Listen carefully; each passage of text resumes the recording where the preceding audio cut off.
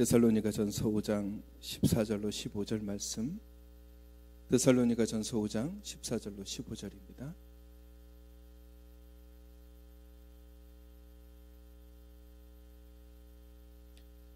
데살로니가전서 5장 14절로 15절. 또 형제들아 너희를 권면하노니 게으른 자들을 권계하며 마음이 약한 자들을 격려하고 힘이 없는 자들을 붙들어주며 모든 사람에게 오래 참으라. 삼가 누가 누구에게든 악으로 악을 갚지 말게 하고 서로 대하든지 모든 사람을 대하든지 항상 선을 따르라. 아멘. 가을이 되었습니다. 가을하면 우리가 늘 천고마비의 계절이라고 얘기를 하죠. 하늘이 높고 사람들은 마비가 와서 잠에 빠진다는 계절. 오늘 이 주일 예배 시간에도 여러분의 정신에 마비가 오지 않기를 바랍니다. 주무시지 마시고 오늘 말씀을 잘 들어야지 정신 차려 깨어서 기도할 수 있습니다. 우리가 항상 눈에 보이는 것에 대해서는 굉장히 주의를 잘 기울입니다. 눈에 보이는 것은 내 눈에 보이니까 뭔가 잘못된 것이 생기거나 혹은 악한 것들이 보이면 이거는 잘못된 거네, 이건 악한 거네, 이거는 죄네, 그러면 내가 거기에 대해서 충분히 방어를 하거나 혹은 이겨낼 수 있는 그런 준비를 할 수 있는데, 문제는 보이지 않는 악에 대해서는 경계가 쉽지 않다라는, 보이지 않는 것. 우리가 지금 횟수로 3년여간 동안 코로나로 인해서 얼마나 많이 고생을 했습니까? 물론 지금도 고생하고 있지만 눈에 보이지 않는 이 작은 바이러스로 인해서 우리나라뿐만 아니라 전 세계가 얼마나 많은 고통을 당했습니까? 근데 사실 이 코로나 바이러스가 눈에 안 보이잖아요. 눈에 안 보이기 때문에 이걸 주의하고 경계하는 게 쉽지가 않습니다. 저도 올 초에 코로나를 걸렸을 때를 기억해 보면 어디에서 걸렸는지를 모르겠어요. 어디서 걸렸는지는 모르지만 코로나에 걸려서 한동안 고생을 많이 했습니다. 나름 마스크도 쓰고 손 소독도 하고 이렇게 주의를 했음에도 불구하고 코로나 바이러스에 감염돼 버린 것이죠.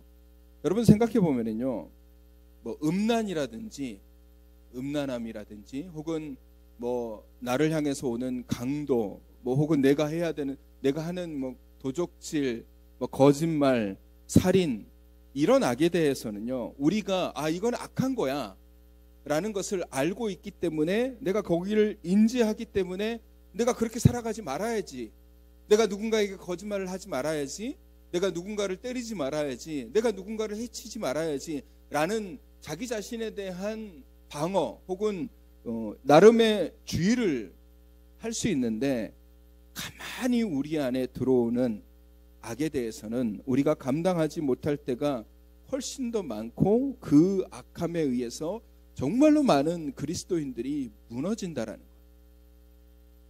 여러분, 시기하는 마음들, 그리고 교만한 마음들, 이런 마음들은요, 내가 인지하지 못하는 순간에 어느 순간에 내가 그런 사람이 되어버릴 수도 있어요. 눈에 보이지가 않잖아요. 교만하다라는 게 뭐 눈에 확 보이는 게 아니잖아요. 근데 어느 순간 내 안에 쑥 들어와서 내가 교만한 자가 되어 있는 거예요. 내가 시기하는 자가 되어 있는 거예요. 내가 질투하는 자가 되어 있는 거예요. 눈에 보이지 않는 것이 오히려 나를 더, 내 믿음, 내 신앙, 나의 삶을 더 무너뜨릴 확률이 훨씬 더 높다는 것입니다. 왜냐하면 방어할 수 없기 때문에 그래요. 여러분, 우리의 마음의 병도 마찬가지잖아요. 누군가에 의해서 여러 가지 어려움을 당하며 마음속에 화가 생깁니다.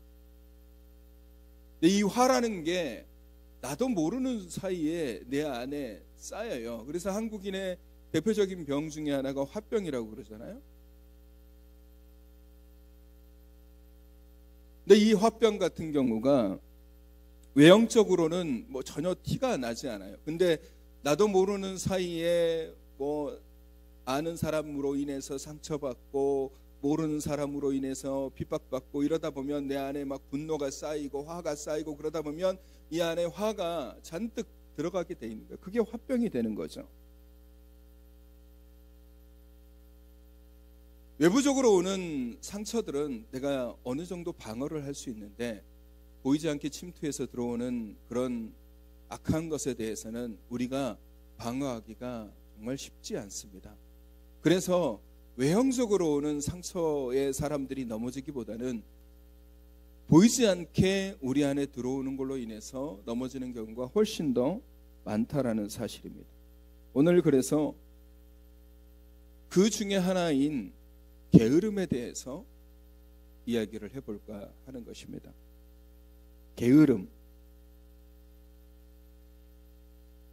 이걸 악하다라고 얘기하는 사람들은 없을 것입니다. 이게 나쁘다라고 얘기하는 사람들도 없을 거예요. 근데 사실 성경에서는 이 게으름에 대해서 굉장히 단호하게 이야기를 합니다. 이 게으름이 사실 악으로, 죄로 이런 것들로 이어져 갈 수 있는 가장 큰 거, 그리고 우리 스스로 인지하기에 이거는 별거 아닌 거야 라고 생각하다 보니까 그게 너무 우리 안에 쉽게 침투되고 무방비하게 우리 안에 들어와 버리는 게 게으름이에요. 그래서 그것이 우리 안에 들어와서 우리로 하여금 우리의 영혼을, 우리의 믿음을, 우리의 신앙을 나태하게 만들고 무기력증에 빠지게 만들어버리는 것입니다. 영적인 일에서 점점 멀어지게 만들고 우리가 가지고 있는 영성을 무너뜨리고 해치는 것이죠. 이걸 별거 아니라고 사람들이 대부분 생각한다는 거예요. 게으름? 뭐 그럴 수도 있지. 가끔씩 그럴 수도 있지 라고 생각하다 보니까 그것이 점점 우리 안에 들어와서 우리의 영혼, 우리의 믿음, 우리의 신앙, 우리의 열심, 우리의 헌신, 우리가 가지고 있는 달란트들을 자꾸 좀먹게 되는 것입니다. 그리고 이게 우리 안에 들어오면 영적인 무기력증에 걸려버리고, 무기력증에 걸리면 결국 기도하지 않게 되고 열심을 잃어버리게 되고 영성도 그리고 열정도 퇴색되게 되고 점점 말씀에서 멀어지게 됩니다. 이 영적 게으름에 빠지기 시작하면은요, 교회에서 점점 멀어지게 되는 거예요. 신앙생활에서 점점 멀어지게 됩니다. 하고 싶지 않아지는 것, 내 마음속에서 믿음이 멀어지게 되고 신앙이 멀어지게 되고 스스로가 그걸 격리시켜 버리는 거죠. 이런 것들로 인해서 우리의 믿음, 우리의 영혼이, 영적인 마음들이 무너지는 것은 정말 순식간입니다. 그래서 오늘 바울은 게으른 자를 권계하며 마음이 약한 자를 격려하고 힘이 없는 자들을 붙들어 주라라고 얘기를 하고 있습니다. 게으른 자, 마음이 약한 자, 힘이 없는 자를 그냥 동일한 자들이에요. 이 사람들이 그냥 게으른 사람들입니다. 이 게으른 자들은 스스로 자신이 그런 악함에 빠져 있다라는 사실을 깨닫지 못합니다. 이게 악하다라는 걸 몰라요. 게으름이. 이게 그냥 생리적인 현상이라고 생각하거나 아니면 그냥 이거는 별거 아닌 거야. 왜 이걸 과민 반응으로 여기지? 라고 생각할 수도 있습니다. 근데 대부분의 영적인 무기력증과 무너짐과 신앙에서 멀어지는 그런 계기들은요, 어떤 외부적인 강한 충격이라든지 이런 상처라기보다는 대체적으로 무기력증에서 훨씬 더 많이 오기 때문에 그래요. 영적으로 나태해지고 영적으로 무기력해지고 그러다 보면 하나님을 보지 못하게 되고 그것이 결국 불순종으로 이어지기 때문에 그런 것입니다. 그리고 중요한 것은 겉으로 보기에는 아무렇지도 않은 것 같은데 그 속이 썩어져 가고 있는, 영적으로 무너지고 있는 겁니다. 그 게으름이 우리의 영을 무너뜨리는 거예요. 겉으로는 그냥 예배를 드리고 있는 것 같고 겉으로는 그냥 신앙생활을 하는 것 같은데 그 안에는 영성이 무너져 있는 거예요. 하나님을 바라보는 마음들이 무너져 있는 거예요. 내가 왜 굳이 하나님을 바라보지? 피곤한데, 힘든데, 지쳐있는데, 기도하고 싶지 않는데 내가 꼭 굳이 힘든데 기도해야 되나? 내가 굳이 힘든데 하나님의 일을 해야 되나? 내가 굳이 힘든데 말씀을 봐야 되나? 조금 더 자면 더 좋은데, 아니면 내가 좋은 사람 만나면 좋은데, 이런 것들이 영적 게으름이 되어서 우리 안을 짓눌러 버립니다. 겉은 그럴듯합니다. 겉은 신앙인의 모습인데 그 안이, 우리 안이 중요해요. 여러분, 겉모습은 중요한 게 아니에요. 겉모습은 중요한 게 아니에요. 여러분, 아침에, 주일날 아침에 여러분이 좋은 옷을 입고 치장을 하고 교회 나오는 거 굉장히 중요하죠. 근데 그것보다 훨씬 더 중요한 게 뭡니까? 그것보다 훨씬 더 중요한 게 뭐예요? 겉모습 치장하는 것보다 훨씬 더 중요한 것이 예배의 장소에 나오는 우리의 마음인 거예요. 머리 다듬고 옷을 깔끔하게 입고 출발하면서부터 부부싸움하고 뭐 이렇게 하고 운전하고 가다가 앞차가 끼어드니까 막 화를 내고, 여러분, 그런 모습으로 하나님 앞에 예배드리면 그 예배가 과연 하나님이 받으시는 예배일까요? 겉모습이 중요한 게 아니라 우리 속사람이 중요한 거예요. 속사람. 근데 그 게으름이라는 게 영적인 나태함과 우리 안에 무기력증을 주다 보니까 우리의 속사람을 무너뜨리는 거예요. 영적으로 우리를 무너뜨려 가는 겁니다. 하나님을 바라봐야 될 사람들이 하나님을 바라보지 못하게 만드는 거예요. 여러분이 과일을 샀을 때 겉은 그럴듯해 보이잖아요. 안이 깨물었는데 그 안이 썩어 있다면 여러분 그 과일을 어떻게 할까요? 그래도 맛있네? 그러면서 드시겠습니까? 아니면 썩었네 그러면서 뱉어내고 버리겠습니까? 우리의 신앙의 모습이 그렇게 될 수 있다는 거예요. 외형적으로는 그럴듯한데 속이 썩어버리면 쓸모가 없어지는 거예요. 여러분, 마태복음 5장 13절 말씀에 보시면은 우리 같이 읽어볼까요? 시작. 너희는 세상의 소금이니 소금이 만일 그 맛을 잃으면 무엇으로 짜게 하리요? 후에는 아무 쓸데없어 다만 밖에 버려져 사람에게 밟힐 뿐이니라. 소금 겉으로 보기에는 그럴듯합니다. 얘 소금이네?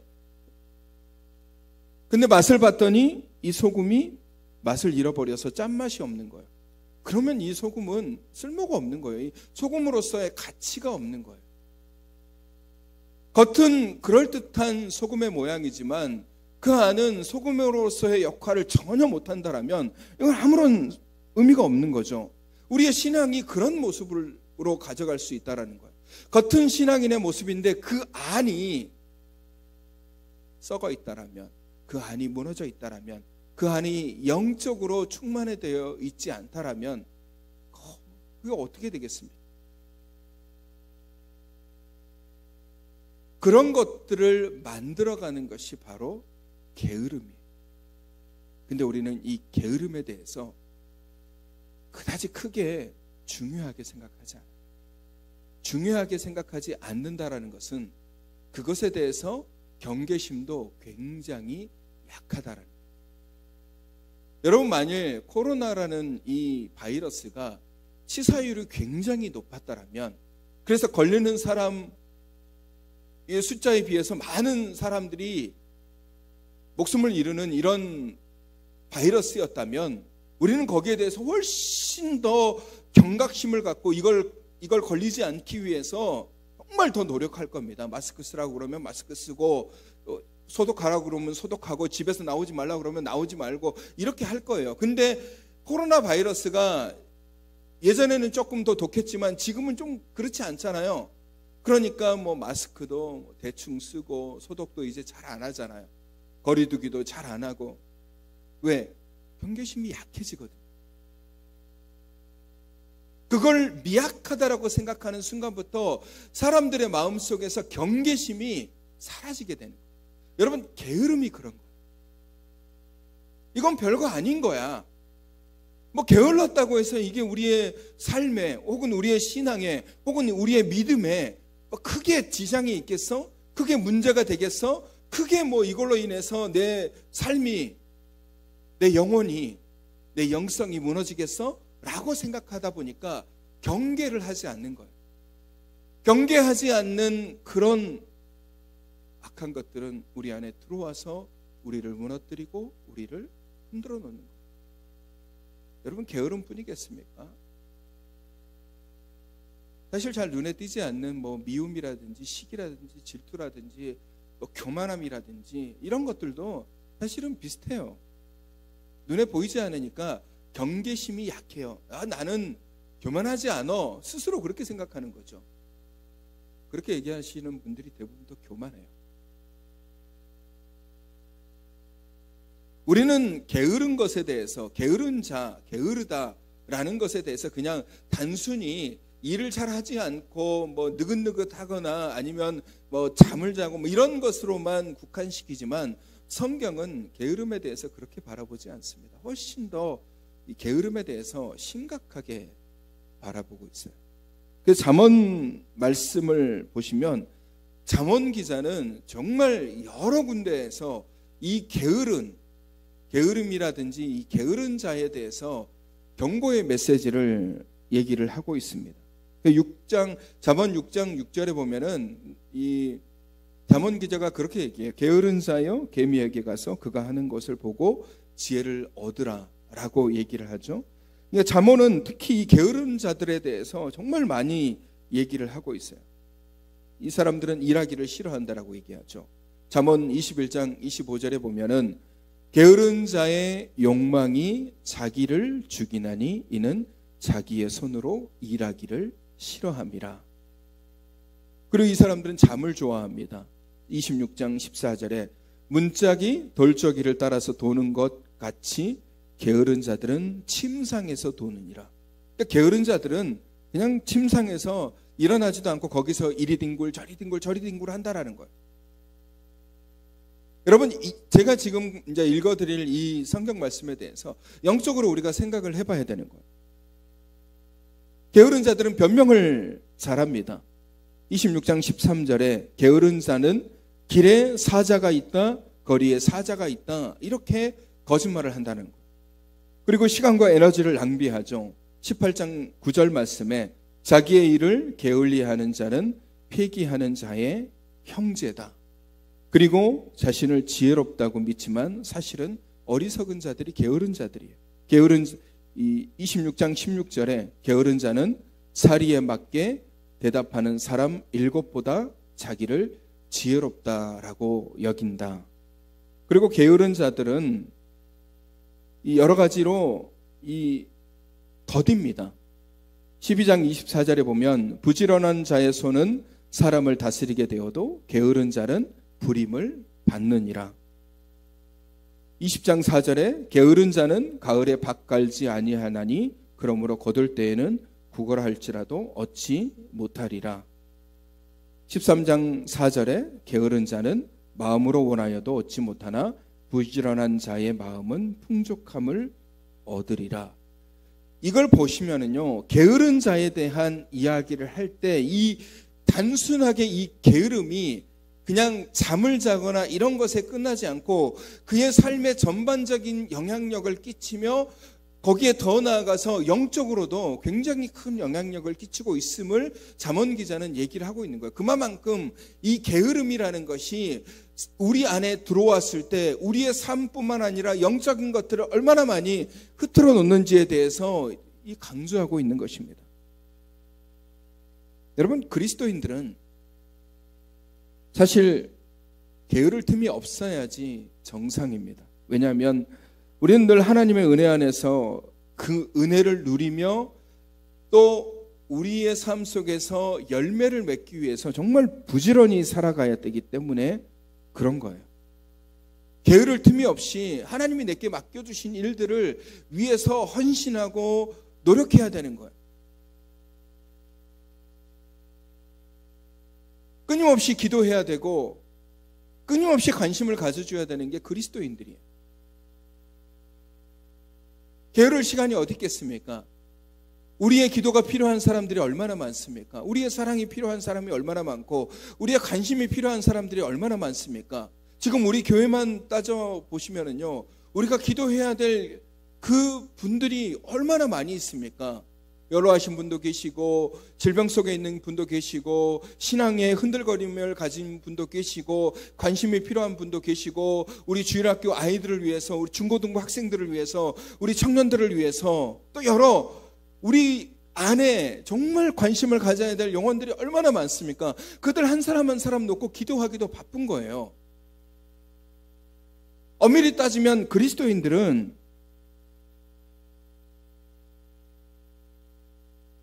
게으를 틈 없이 정말 열심히 이 영적으로 충만해져 가면서 삶을 살아가야 됩니다.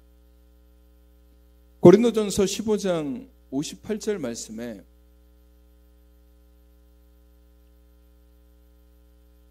우리 같이 읽어볼까요? 졸리시기도 한 것 같은데. 자, 시작.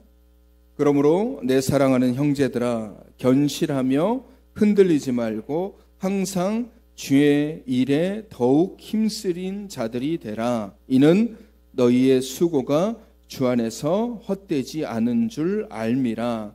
여러분, 우리는 건실하며 흔들리지 않고 주의 일에 힘쓰는 자가 되어야 됩니다. 그것이 바로 게으름에 반대되는 삶을 살아가는 거예요. 영적 나태함, 영적 무기력증으로 인해서 사람들의 영혼이 흔들거리고 무너지고, 그거를 바꿔놓기 위해서는 우리가 정말 견실하게 흔들리지 않고 주의 일에 몰두해야 되는 거예요. 그렇다고 해서 모든 사람들이 교회 안에서 삽질하고 일하고 이게 아니에요. 영적으로 하나님의 일을 하라는 겁니다. 영적으로 하나님의 일. 내 마음속에 기도할 수 있잖아요. 관심을 가져줄 수 있잖아요. 말씀을 붙잡을 수 있잖아요. 찬송할 수 있잖아요. 그것이 우리의 영혼을 깨우는 겁니다. 내 영혼을 깨우는 것은 단순히 우리가 내가 뭘 해야 돼, 교회 안에서 뭔가 열심히 내가 삽질을 해야 되고 뭔가 칼을 들어야 되고 뭔가 해야 되는 이런 것만이 우리의 영혼을 깨우는 것이 아니라는 거예요. 우리의 영을 깨우는 것은 우리가 말씀을 보고 우리가 찬송을 하고 우리가 기도를 하고 우리가 관심을 갖고 우리가 사랑할 때, 그때 우리의 영혼이 깨어나서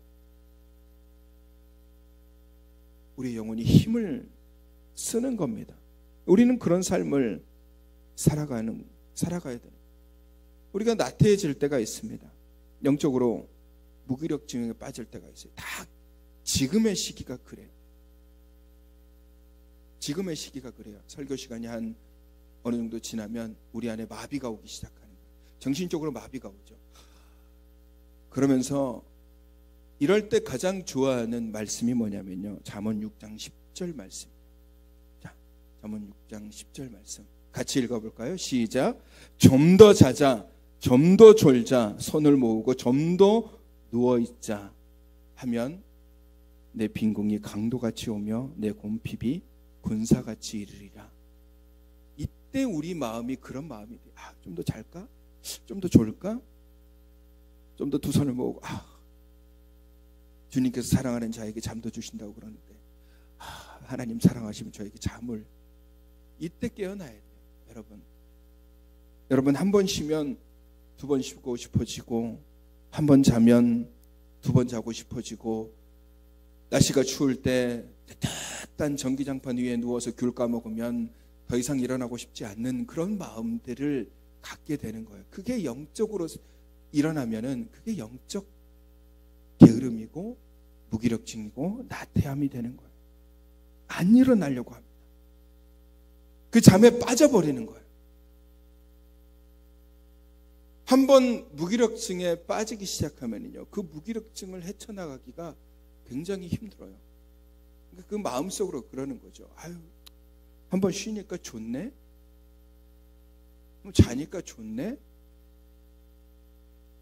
스스로의 마음속에 그런 마음들이 생기기 시작하면서 그때부터는 정말 영적으로 정말 무기력증과 게으름이 오기 시작합니다.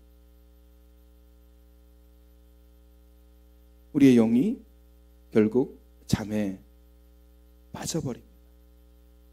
하나님은 우리가 영적으로 깨어있기를 원하십니다. 그리고 지금이 어떤 시대입니까? 마지막 시대이잖아요. 베드로전서 4장 7절 말씀에 베드로 사도가 우리에게 가장 강력하게 메시지를 내리고 있는 것이 뭐냐면, 만물의 마지막이 가까웠으니 그러므로 너희는 정신을 차리고 깨어있으라라고 얘기를 하고 있어요. 만물의 마지막이 가까워요. 지금 마지막 시기에 우리가 영적으로 무기력해 있으면 안 된다라는 거예요. 영적으로 나태해지고 무기력증에 빠져서 기도의 힘을 잃어버리고 사랑의 힘을 잃어버리고 말씀 보기를 돌같이 하고, 말씀은 이미 저 건너편에 가 있고 기도도 이미 멀어져 있고, 사랑하는 거, 섬기는 거, 이런 것들이 점점 멀어져 있다라면 그것이 결국 우리로 하여금 잠에 빠져들게 하는 거예요. 열처녀가 신랑을 기다리는데 다 코박고 자기 시작합니다. 자는 거죠. 준비 없이 자고 있는 거예요. 그게 영적 게으름인 거예요. 깨어 있어야 될 때 깨어 있어야 되는데 우리 마음속에 자꾸 자장가를 부르기 시작합니다.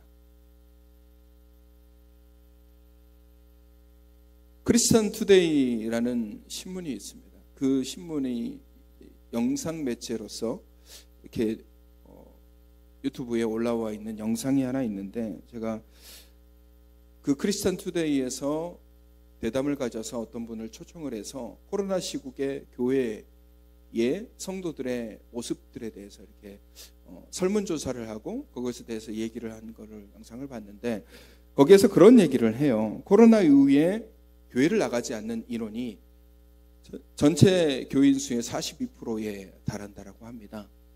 그리고 그 42% 안에는 온라인 예배를 드리는 성도들도 계시지만 온라인 예배를 드리지 않는 성도들의 퍼센테이지도 100명 중에 3명은 온라인 예배까지 드리지 않고 있다라는 거예요. 그들이 왜 그런 모습에, 그런 지경에 이르게 되었을까? 본인은 신앙인이라고, 종교가 어디세요? 그러면 교회 다닙니다라고 얘기는 하지만 교회는 안 다니고, 그렇다고 해서 온라인으로 예배를 드리는 것도 아닌 붕 떠있는 인원이 10명 중에 3명이라는 거예요. 굉장히 심각한 일입니다. 근데 그들이 왜 그런 지경에까지 이르게 되었을까 생각해 보면은 그게 영적인 무기력증인 거예요. 잠을 자버린 거죠. 얼마나 좋은 핑계거리가 눈앞에 있습니까? 코로나. 이게 변명거리가 돼서 이게 스스로에게 마음에 안도감을 주는 거야. 아, 그래, 이것 때문에 안 나가면 누가 뭐라고 그러지 않겠지라는 생각이 안에 들어오기 시작하면서부터 그것이 내 마음에 게으름을 주기 시작하는 거야. 영적 게으름을 주기 시작해서 거기에 무기력증에 빠지기 시작하는 거야. 기도하지 않아도 괜찮네, 말씀 보지 않아도 괜찮네, 예배 드리지 않아도 괜찮네, 굳이 내가 다른 사람에게 관심을 가지지 않아도 괜찮네, 이런 것들이 그들 속에 들어오다 보니까 결국은 10명 중에 3명은 영적 무기력증으로 인해서, 그 무기력증에 빠져 있는 사람들은 결국은 팬데믹으로 가는 겁니다. 팬데믹으로 가서 결국 신앙을 잃어버리고 무너지게 되어 있는 거예요. 얼마나 안타까운 것입니까? 여러분, 우리도 영적으로 깨어있지 않으면 우리도 그렇게 갈 수 있다라는 사실입니다. 그래서 제가 처음에 말씀드렸잖아요. 눈에 보이는 것은 우리가 방어하기가 그래도 괜찮아요. 눈에 보이는 것은. 근데 우리의 신앙을 무너뜨리는 것 중에 가장 큰 것은 눈에 보이지 않는 겁니다. 그 중에 게으름이 가장 큰 유혹이고, 그래서 제가 이 게으름을 악하다라고 얘기하는 것이, 이 게으름이 우리 영적인 것들을 좀먹기 시작하면서 우리를 믿음에서 멀어지게 만들어버린다. 신앙 잃어버리게 되고, 말씀 잃어버리게 되고, 결국 불순종으로 가게 되고, 교회를 떠나게 되고, 말씀에서 멀어지게 되고, 신앙에서 멀어지게 된다는, 그게 가장 큰 유혹이에요. 우리의 영혼을 상하게 하는. 오늘날 한국 교회의 위기는 한국 교회의 위기, 전 세계 교회의 위기는 여러 가지 위기설들이 있습니다. 근데 제가 봤을 때 교회의 가장 큰 위기는 영적 게으름에서 오는 무기력증이라고 생각합니다.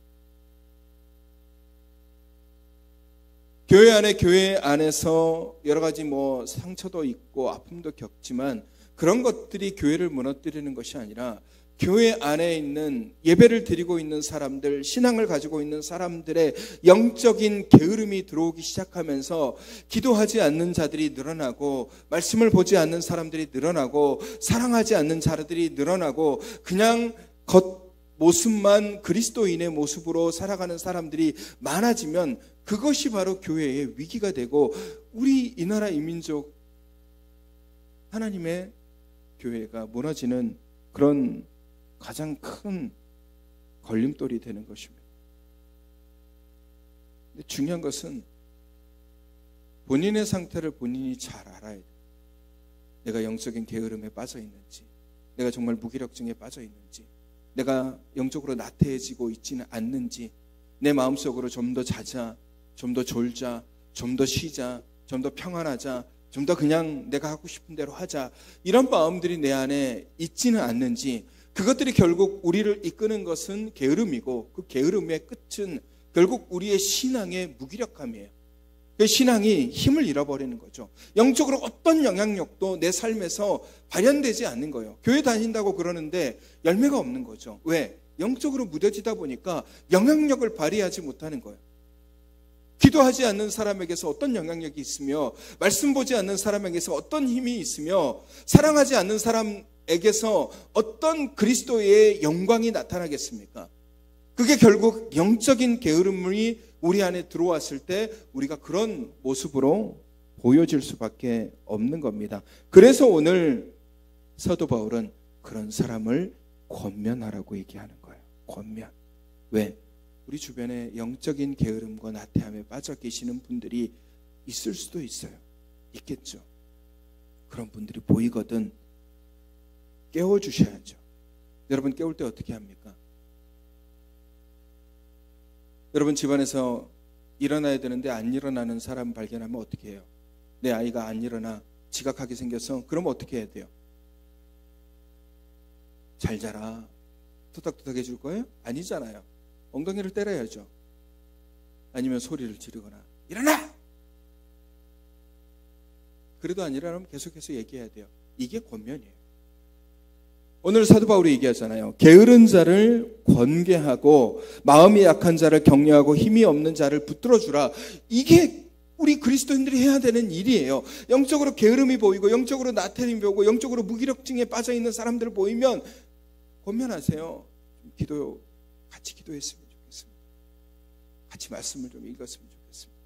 같이 하나님의 일을 했으면 좋겠습니다. 이런 권면을 통해서 그 사람의 영혼을 깨워야 돼요.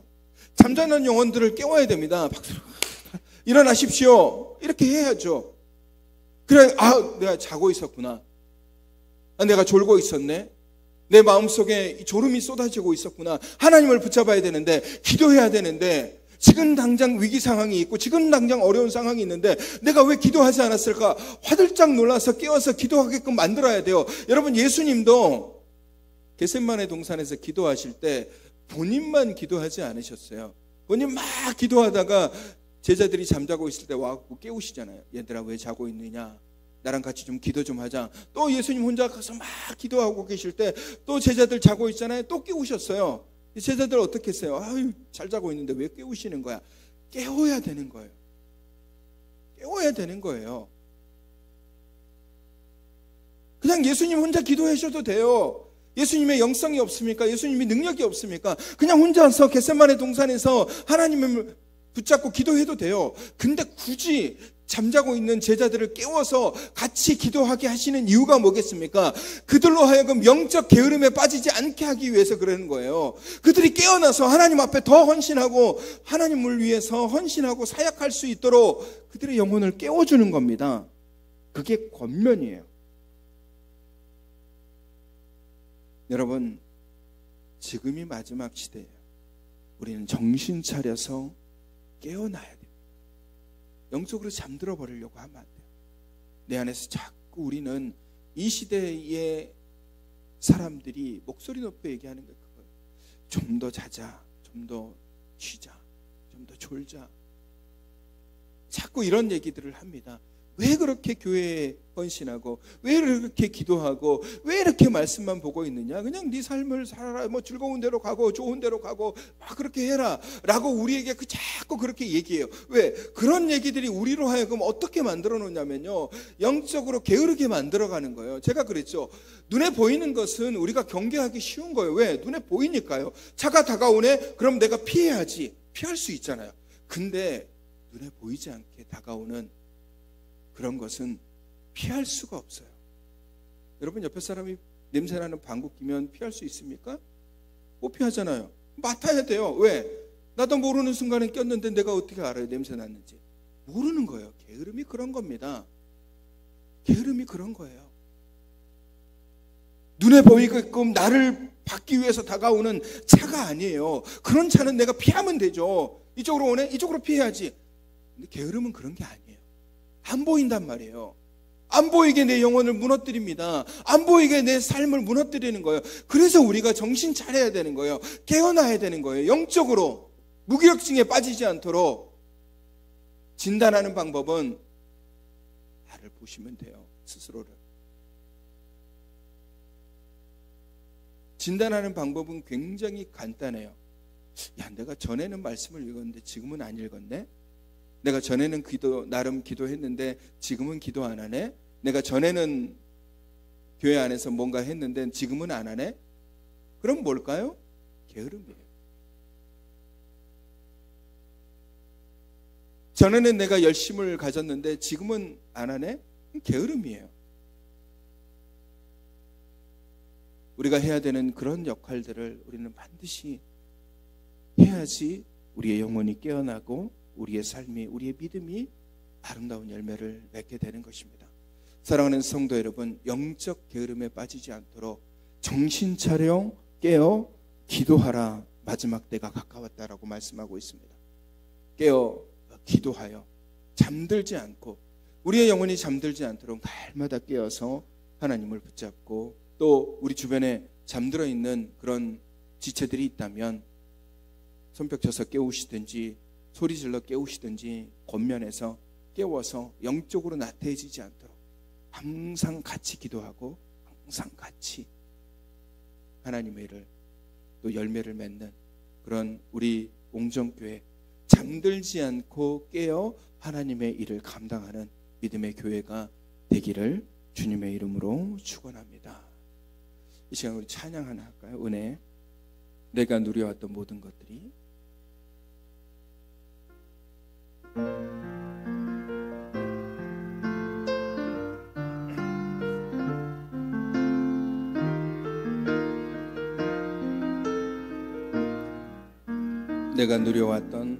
내가 누려왔던 모든 것들이, 내가 지나왔던 모든 시간이, 내가 걸어왔던 모든 순간이 당연한 것 아니라 은혜였소. 아침 해가 뜨고 저녁의 노을, 봄의 꽃향기와 가을의 열매, 변하는 계절의 모든 순간이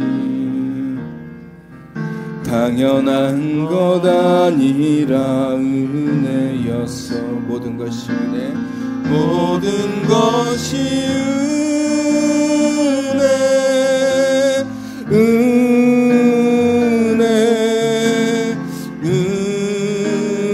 은혜, 한없는 은혜. 내 삶에 당연한 건 하나도 없었던 것을 모든 것이 은혜여서 내가 이 땅에 태어나 사는 것 어린아이 시절과 지금까지 숨 쉬며 살며 꿈을 꾸는 삶 당연한 것 아니라 은혜였어. 내가 하나님의 자녀로 살며 오늘 찬양하고 예배하는 삶 복음을 전할 수 있는 축복이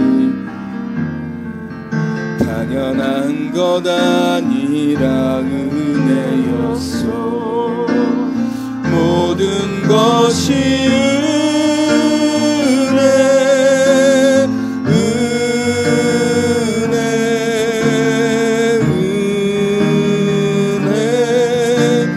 한없는 은혜 내 삶에 당연한 건 하나도 없었던 것을 모든 것이 은혜여서 모든 것이 은혜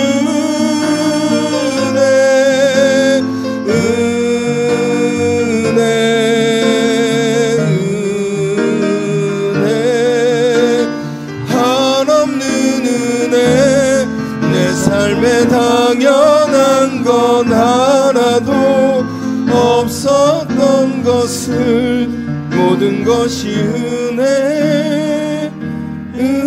은혜여서. 아멘. 기도할까요? 사랑의 주님, 우리 안에 영적 나태함과 게으름을 떨쳐버리고 이 마지막 시대에 깨어 기도하고 열심을 다해 주님의 뜻을 바라보는 믿음의 백성들이 되게 하여 주옵소서. 우리의 영혼이 잠들면 우리의 삶도 잠들어 버립니다. 영적 무기력증에 빠져 믿음의 생명력을 잃어버리지 않도록 날마다 말씀 위에 깨어 기도 위에 깨어 기도하는 자 되게 하여 주시옵소서. 연약한 지체들과 연로하신 분들, 병상에 계신 분들, 어려움 일들을 겪고 신앙의 여러 가지 환난을 겪고 있는 지체들을 기억하시고 성령님께서 그들을 찾아가셔서 마음을 붙잡아 주시며 그들 안에 소망을 주시고 그들이 일어나 하나님을 더욱더 간절히 붙잡도록 인도하여 주시옵소서. 나라의 부름을 받아 군에 가 있는 청년과 멀리 타지에 있는 청년들 그리고 함께하지 못한 주의 백성들에게도 귀한 은혜로 부어주시옵소서. 이제는 우리 주 예수 그리스도의 은혜와 하나님 아버지의 사랑하심과 성령님의 교통하심이 정신 차려 깨어 기도하여 영적 나태함에 빠진 자들을 권면하고 정말 주님 앞에 헌신하여 주님의 귀한 일들을 감당하기로 다짐하는 주님의 귀한 백성들 위해 이제로부터 영혼까지 함께 하시기를 간절히 축원하옵나이다. 아멘.